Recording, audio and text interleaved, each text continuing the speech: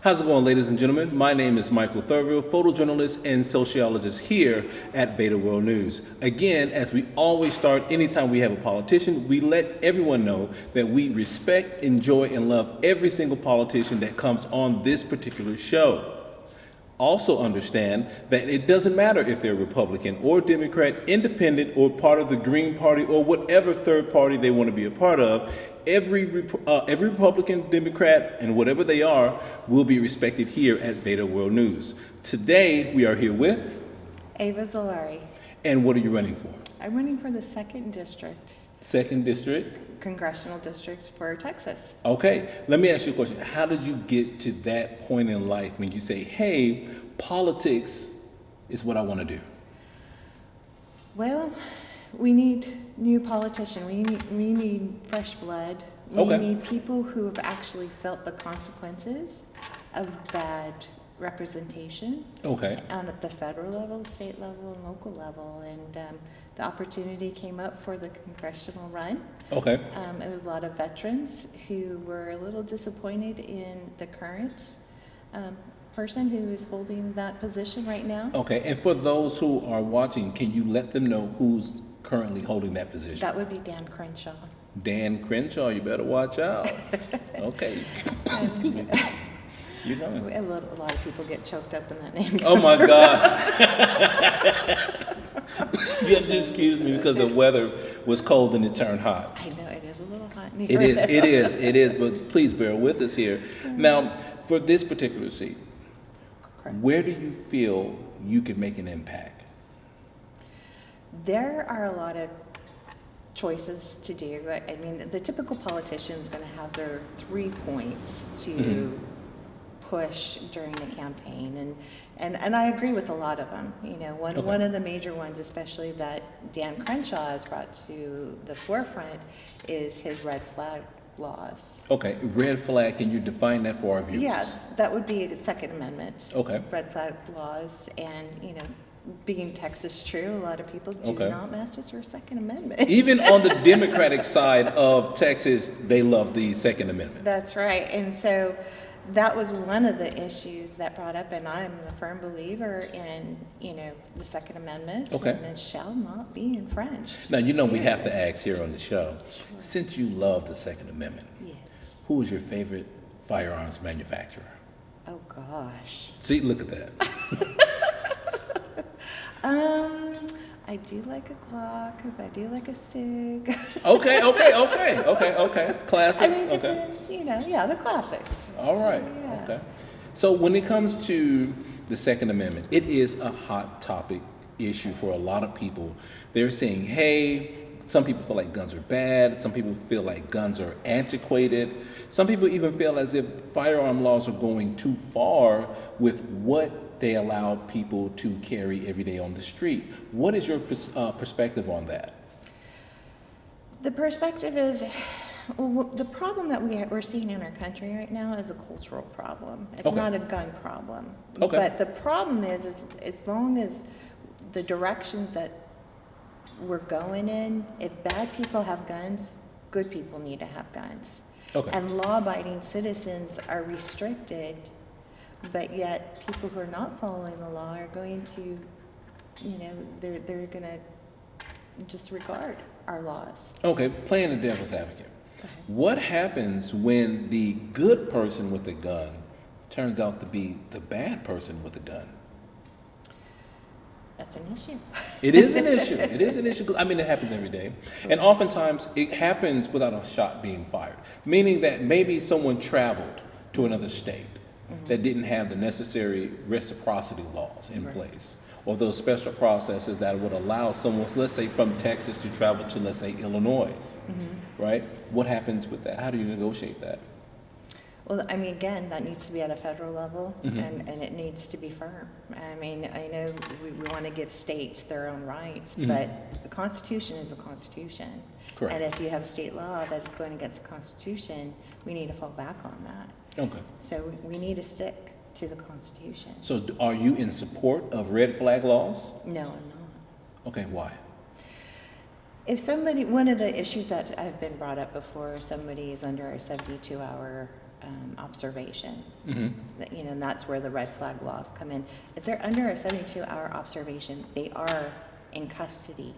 So they have no weapons on them at that time. Understood. And if they're fine, they'll be okay. There are different ways to hurt people other than guns. You know, Okay. there, you know, other violent ways to do This is damage true. to I somebody. mean, even just in the UK, I mean, people are running around stabbing people. Mass stabbings happen almost all the time. Yeah, cars? Yes, they're using vehicle as weapons nowadays. Exactly. Okay, so for Texas, would you support, obviously not, red flag laws here in Texas? How would you negotiate that? How would I negotiate that? Yes, ma'am. As a politician. As a politician? Yes. I mean, we revoke some of our laws, Okay, and just, again, enforce the Second Amendment. understood. What's your second point that is very important to you as a politician? As a former nurse, Okay, medical freedom. We need Great. medical freedom and a lot of things that come with that. okay, You know, COVID, we saw a lot of things go on that I'm not in support of. such as? The COVID vaccine. You Okay. know, the mandates and especially with a lot of the information that's coming out and a lot of information that I was, you know, raising the red flag for as vaccines. Now, let me ask you, what is your perspective on vaccines?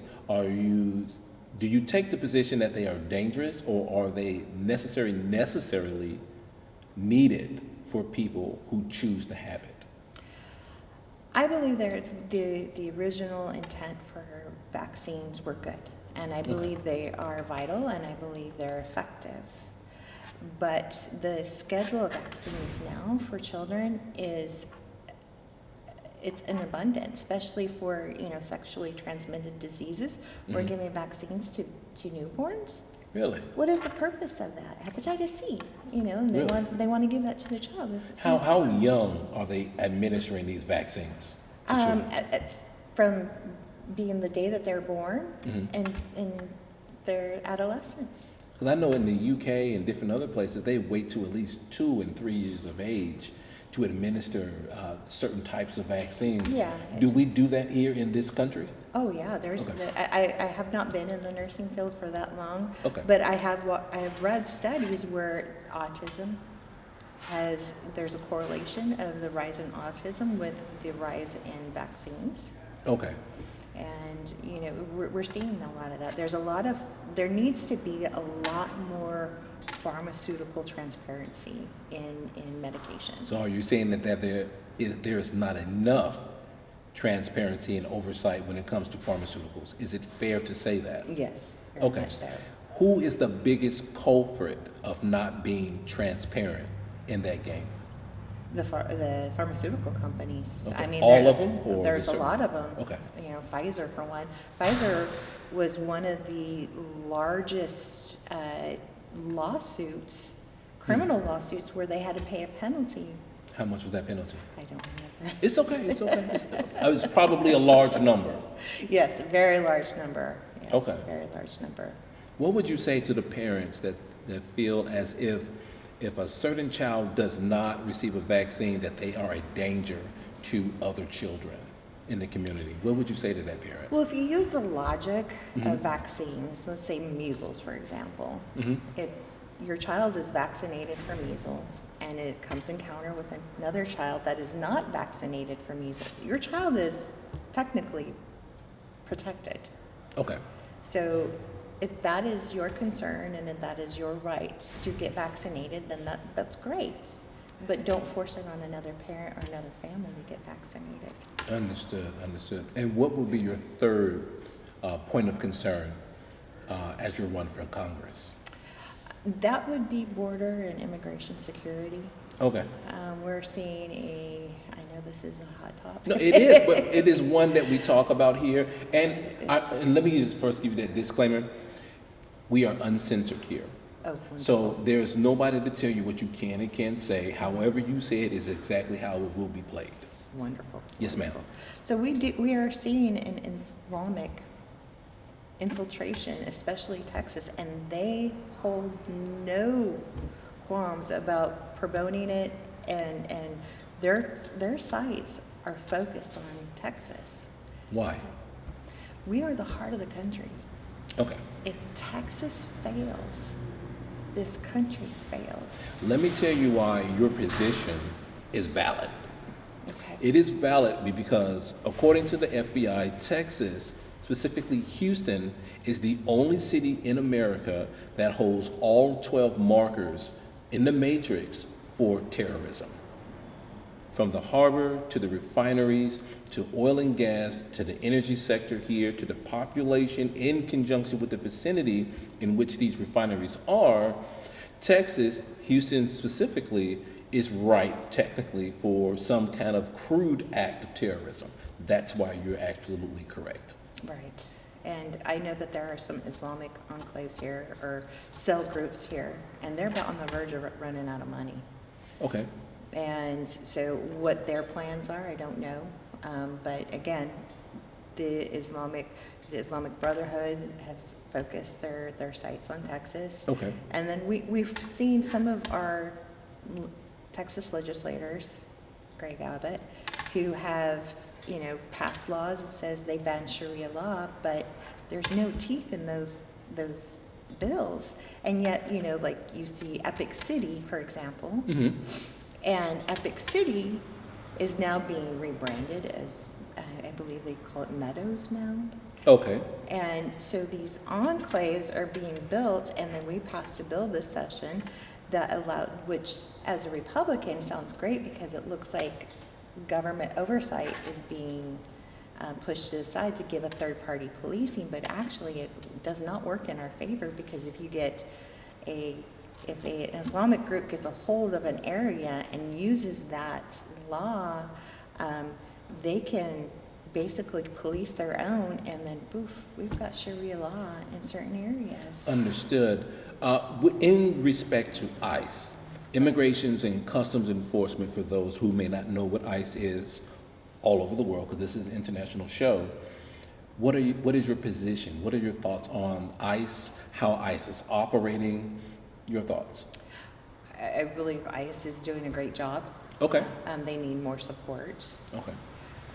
They have a lot going against them as far as, certain communities, especially sanctuary cities. Okay. They're getting a lot of pushback from the governments, the local governments. But I support them wholeheartedly. Do you think that the militarization of, well, let me change that word. Do you think the use of the National Guard in a city like Houston is needed? Yes, Why? I do, because one, we got citizen safety. Okay.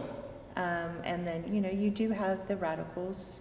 You have a lot of people who have been manipulated, Mm-hmm. and they're using emotional manipulation to aggravate them and get them aggressive towards our ICE agents, our National Guard.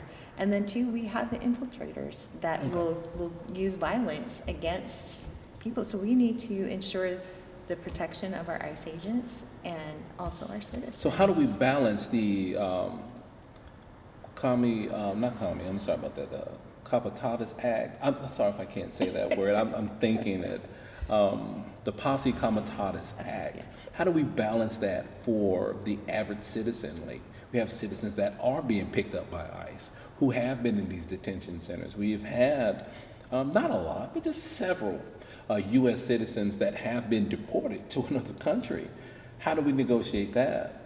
We've had citizens that have been, I'm not aware of any citizens. Really? Okay. Yeah. Absolutely. And I'm not saying that there is. It's a rarity. It's not like 10 people. It's like 1 or 2. It's nothing crazy. Right, and there are going to be instances where Okay. there are mistakes made. I mean, when humans are involved, there are going to be mistakes, and that needs to be rectified and needs to be fixed. We need to figure out how did that happen, why did it happen, and put, and change the system or change the policies and procedures to make sure that we're not deporting our own people. Understood. Do you feel as if Congress right now is doing enough? No.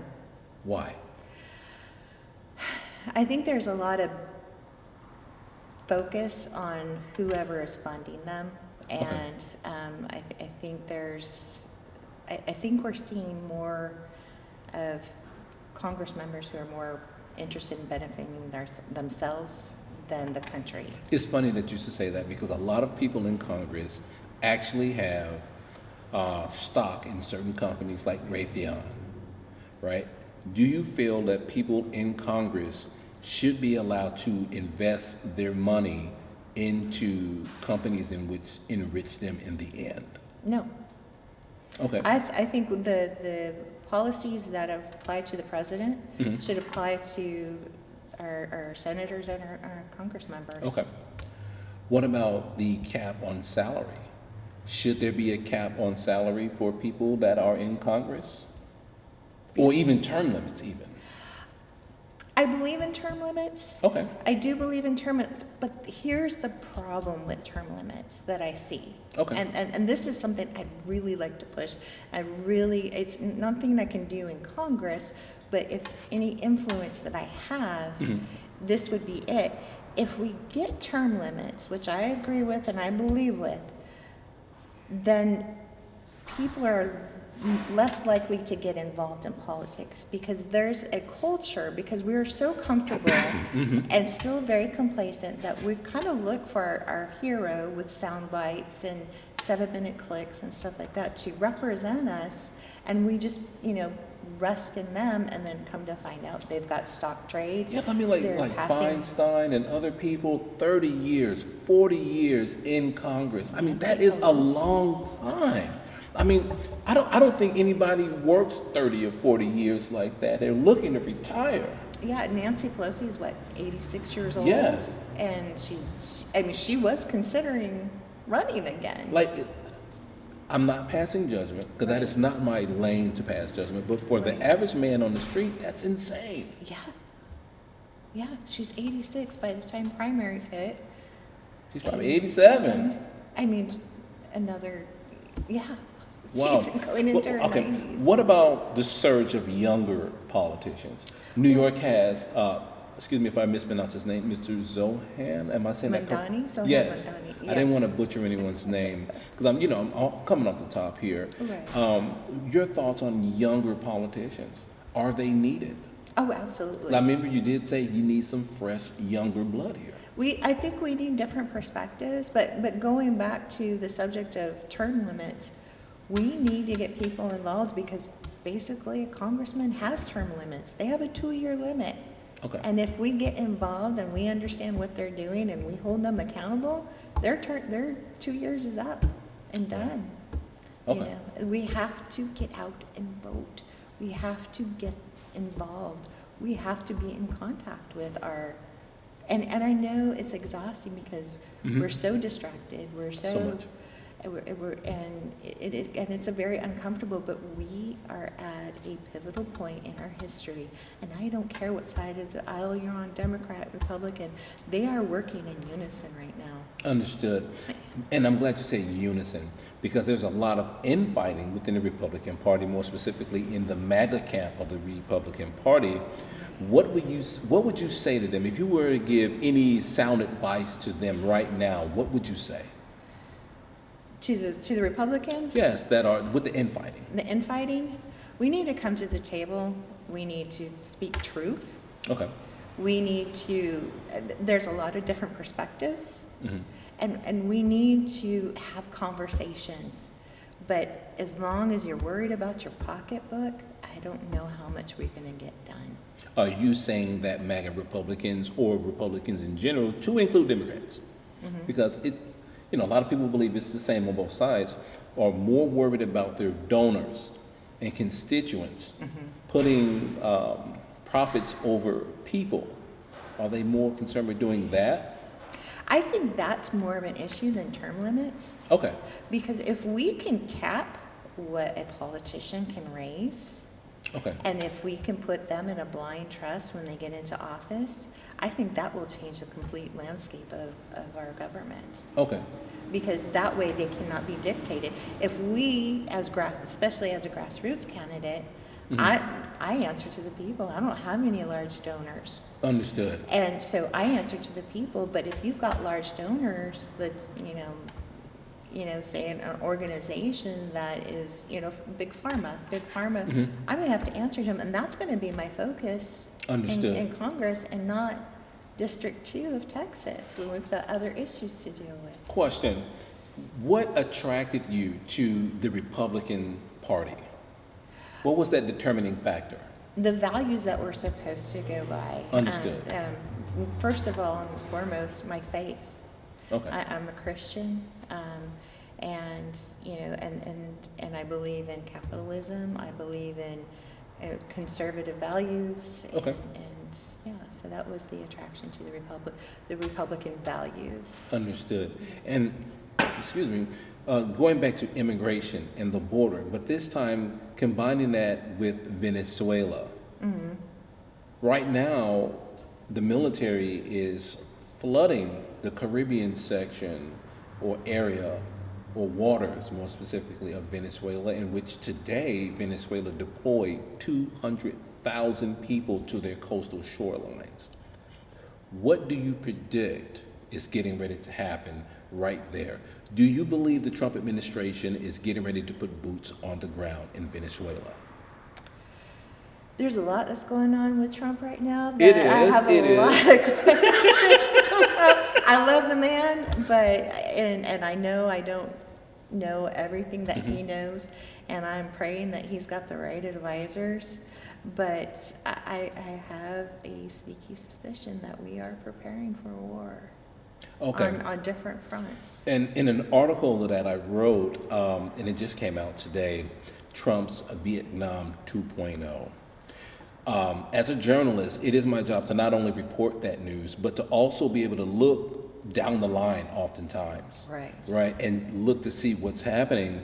And this war on drugs, which, I don't think there's not an entity on the earth that could win a war on drugs as a pretext to enter any country, or to use that as a pretext to launch missiles at boats in international waters, killing people, okay? But Venezuela really does look like it could possibly be another Vietnam 2.0 for the United States, in which we get caught up in war, death, attrition, needless death. What are your thoughts on that? War is never a good thing. It never is a good thing, but it is a good thing if you are a war profiteer or part of the military-industrial complex, such as Raytheon and General Dynamics or whatever the case may be. I mean, that's who benefited from Vietnam. Your thoughts?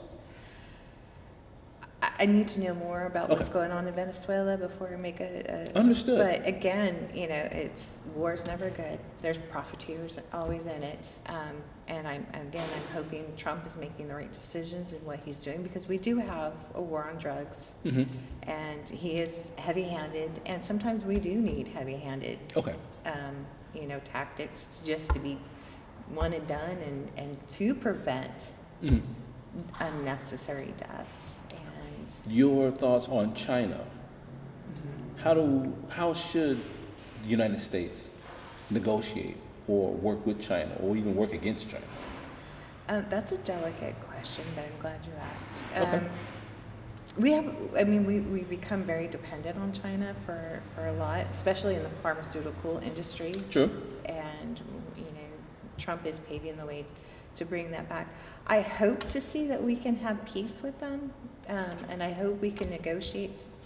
But there are some power plays that are going on on that side of the world, and it's if somebody's hungry for power, they're going to do every means necessary to get that power, and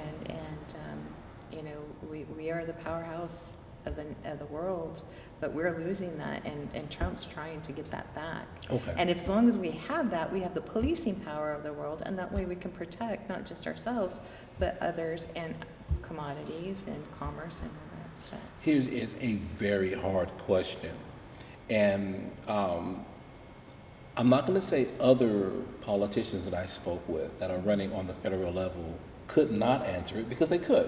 Mm-hmm. But the question is this: if elected Mm-hmm. and you're put into that seat for Congress, Mm-hmm. will the Israeli lobby control you? No. That's a hard question for many people to answer, believe it or not, right here in America. Well, and it's a good question, and I know that has been a hot topic for a lot of people, but I think we need to also look at how much what we have given to Israel and what they give back to us, but we also need to look at Qatar as well. This is How true. much is Qatar giving to, because we're seeing Qatar money in Texas right now. Not only just that, Qatar is looking to build a military base right here in the United States. Idaho. We're looking to, Oh my we just God. opened one in Qatar, where I just heard rumors we might be doing one in Gaza. Yes, yes, We're yes. opening one in Damascus. We have over 200 something military bases. Do we need any more? That is my question, and that was actually one of the, because I just learned yesterday that it's looking like we're going to be doing a base in Gaza, and then this is after learning we're putting one up in Damascus. Why? I think he rejected that. That was really tough because with the, oh my God, point of personal privilege. I'm sorry, point of professional privilege. The president of Syria, former terrorist, Yes. with a what? Bounty on his head, right? 10 million, I believe it was. A lot of money. Right. American lives lost Yes. on his hands, Yes. visiting the Oval Office. Yes. How does that make you feel as an American? Sick to my stomach. I love Trump, but I was not too happy about that decision. But again, I'm hoping that there is a valid reason, and because I believe he took out 12 bases on his first term out of Syria, Okay. and now he's putting one in Damascus. It was tough because when you brought up the possible base being in Damascus, one of his preconditions for developing or strengthening diplomatic relations with the United States and Israel was that Israel would have to leave the Golan Heights or the southern border of Syria. So if Israel has to leave Syria, what would make the Trump administration think it would be a great idea to pitch an American base on Syrian soil? It could be a couple of reasons. Okay. It could be because of Golan Heights, protect Golan Heights. Okay. There's a lot of resources in Golan Heights. It is. We were siphoning off oil off the Syrian border, which is why those troops got in trouble over there. I remember that. Yeah. So I mean, there is a lot going on there, and then too, with what we saw during the Biden administration, we saw a lot that was going on in the Middle East surrounding Israel with Russia. Russia was trying to get, was it BRICS? India, China, all together. So there are the resources in that. It is. That part and I'm of the glad you world. brought up BRICS. For those who don't know, that we are talking Brazil, India, Russia, China, South Africa, to include Iran now. All right. For BRICS, they're not looking to demolish Western power or the power of the United States. They're just looking to offer an alternative. What are your thoughts on BRICS? It could do a lot of damage to the United States In what way? in trade, especially Okay, in they in do oil, have commodity. 45% of the world's GDP as a collective. They do have that. All right. So it could be a negotiating tool or a power play tool against us. Do you feel that maybe, and again, not taking sides or anything, just asking a general question, do you feel as if the United States played a role in accelerating BRICS? During the Biden administration? I Well, think even so. now. I think with Trump, and it's kind of dissolved it in a sense. Okay. But yeah, I think the Biden administration expedited, and I think we're kind of putting a damper on it because India, we can kind of see India now partnering with us more so than with Russia and China. Okay. And your thoughts on Ukraine? Should we be funding Ukraine? No. Why? That's another touchy I mean, I'm known for asking hard questions. I never Right. like to ask softball questions that you're going to see on Fox News. I really would like people to understand and know, as a politician, your perspective. With the information that I have, Mhm. I would say no. Okay. Because, for one, I don't have enough information. Understood. Because I've heard both sides, and both sides actually made a lot of sense. For me to make a definitive answer, though, and I would need more information. Okay. And I'm sure that information is not given to the general public. All right. Well, let's look at the average man on the street, the lower level. Right. No pun intended. They feel as if, hey, why would this country give Ukraine X billions of dollars when education needs to be funded, infrastructure needs to be funded? We need cheap energy and we don't have it. Just today, NVIDIA has stockpile of AI chips that they can't even power because we do not have enough electricity. And that's an issue. We need to be America first. That is one thing, is America first. If it does not benefit us, I will not support it. I think a lot of people can get with that. Yeah. A lot of people can respect that. But just because, like you said, those are very important points. Those points need to be taken care of first. Those are our priorities. And I do feel like they're being neglected. They are being neglected on both sides of the aisle. And we're being gaslighted. And Excuse me. Good point. And if you understand an abusive relationship, the cycle that you go through, you have the some psychologists call the pink cloud phase. Okay. And I think we're right there right now, where a lot of politicians are promising the world, I'm sorry Yes. for this and that, Yes. and then we get into them, we vote for them, Understood. and then the abuse starts, and then Right after the fact. Right after the fact, they do everything they wanted to do. We just saw it in our Texas legislation this year, and they either name the bill something that we think is great, but it's Like the big beautiful bill. Do you support the big beautiful bill? There's a lot of stuff that I do, and there's a lot of stuff that I don't. I think that is a very, very fair question, because so many people, they'll say, I support the big beautiful bill, and they'll be like, I hate the big beautiful bill, but no one yet, such as yourself, has said, hey, there's some things I like and some things I just don't agree with. Right. So I think that is a very, very fair assessment. And I think, and this is the thing that we need to do, is we need to get representation who are willing to be transparent enough. And I know that there are security issues, but we need politicians who will be transparent enough. This is why I didn't. This is why things are good. And we need to do single item bills. That is great, because a lot of pork belly politics is happening. Yes. Well, if you do this for us, you're going to have to, if we do this for you, you're going to have to give us X, Y, Z, which is why this government shutdown is lasting as long as it is. Yes. They want something for ACA, right? Republicans are saying, no, we need to fund this, we don't need to fund that. What are your thoughts on the government shutdown, which I predict is going to go another month? You do? I do. I was hoping it would shut. I'm serious, because I don't take sides. I just see the Trump administration as a very strong administration that will put a hard stop to say, we will not cross this line. This is what must happen. And I do see the Democrats saying, well, we need this, we need that, we need this. Trump's administration, no. That's what I see.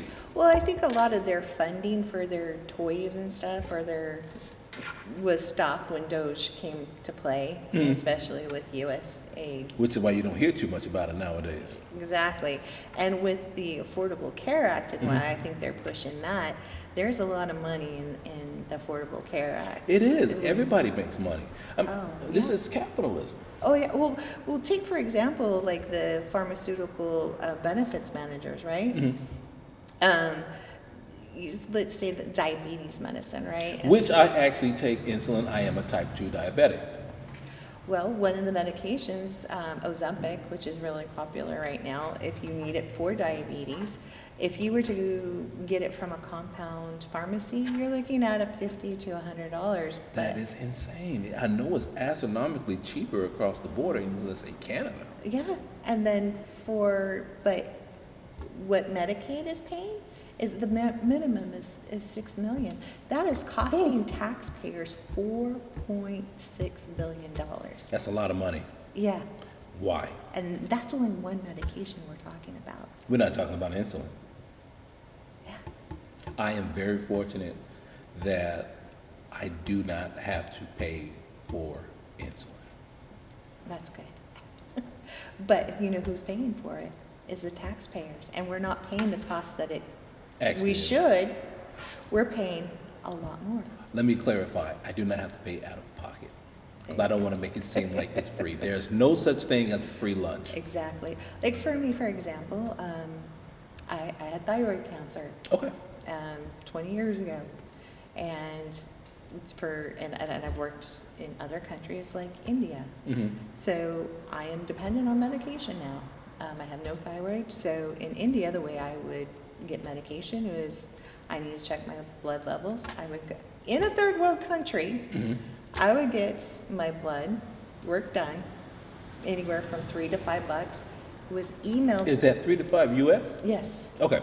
3 to 5 US, get it emailed to me by the end of the day, and I would go straight to the pharmacy and say, I need a higher dose, I need a lower dose. And the pharmacy. You would say you need a higher or lower dose. Yeah, depending on how my blood Get work. out of town. Oh, yeah. Well, you're a nurse. You can read those Yeah, charts, so we got right. to give you credit. But a pharmacist is there too. They can Mm-hmm. kind of help you, if you need, Okay. majority of the time. Here, however, even though I'm a nurse, I need to see a doctor. The policies are constantly changing. Once or They are.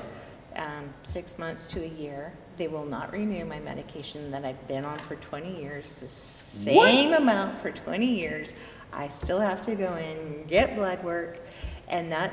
Now, doctor's visit, even before the Affordable Care Act, if I didn't have insurance, was $25, and my medication was always in $20.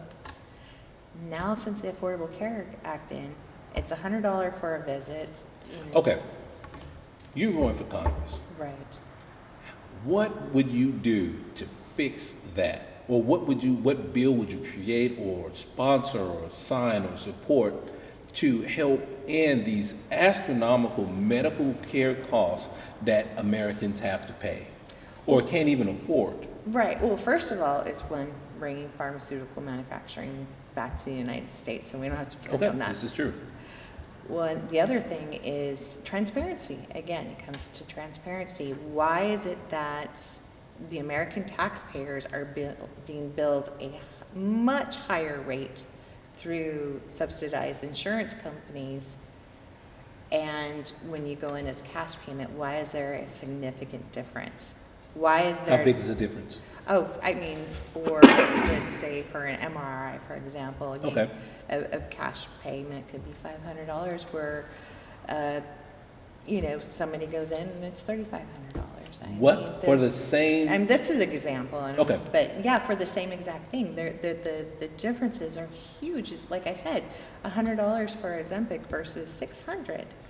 An EpiPen, that's another example. You can get an EpiPen for $50, but we're being charged $600. Really? Oh, yeah.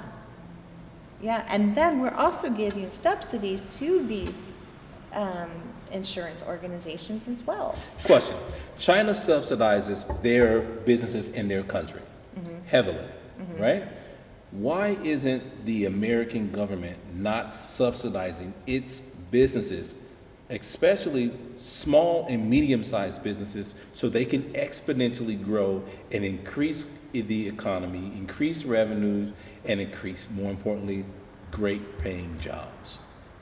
Good question. It's very tough. We're seeing, especially in Texas, we're seeing our land being sold to China, even though they passed a bill. You're right. We just talked about that with another gentleman who was running for the Railroad Commission just yesterday. James Matlock. Yes, Good he guy. did bring that up, and he dropped some points that made me think.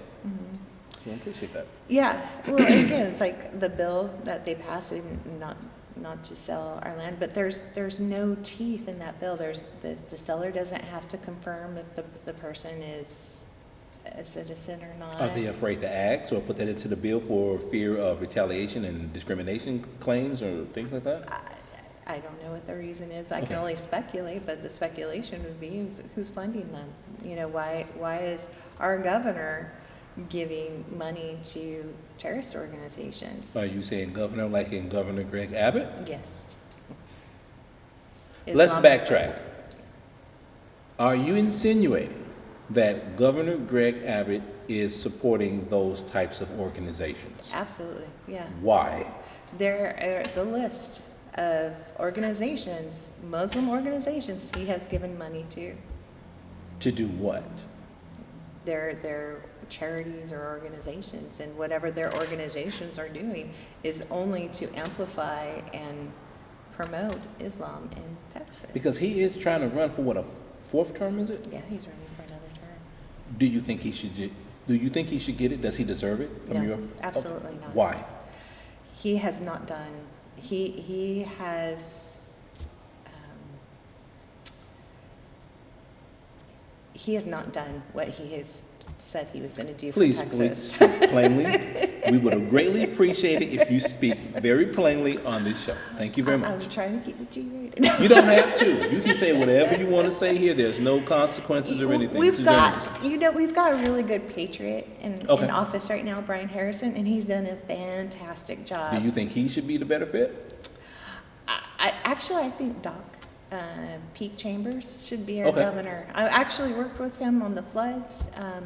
He's an amazing guy. He's a good Christian, and I really believe he has the fortitude and the strength to do what he needs to do to right the wrongs in the Are there state. any other Republicans that feel the way you do about Governor Greg Abbott not getting another term? I think a lot of Texans feel that way. Really? Yeah. On People both sides of the aisle? probably. I don't know Okay. too much on the left, but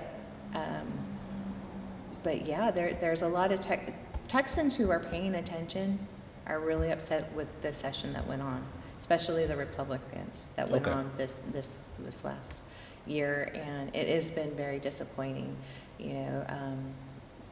That some of the issues that have been brought up, especially with Islam. I mean, that was a couple of the first two things they passed was to recognize Ramadan and Pakistani Day. And if you really understand what Pakistani Day, that's a horrible thing to celebrate.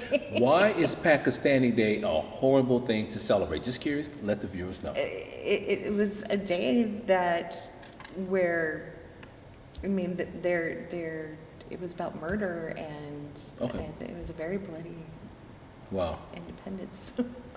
For the younger audience Right. that are looking for advice, who may be interested in getting into politics, even if they're looking to vote for the first time, what advice would you give them? Well, first of all, thank you for getting involved. Okay. I would find a mentor for sure, and first and foremost, go to church. Okay. Go to church, and I mean, the separation of church and state. A lot of people don't understand actually what that means. I think a lot of people can concur. It means that state can't get involved in your church, not church get involved in your state. True. This is absolutely true.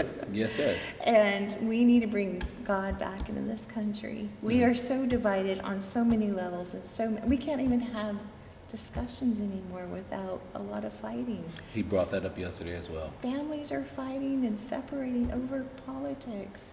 And that is the last thing this country needs, and that is what evilness is trying to do. The people who are trying to undermine this country are doing it with us. They're Okay. using us against us. Okay. Let's see. Where can people find you? at avazolari.com. AVAZOLARI.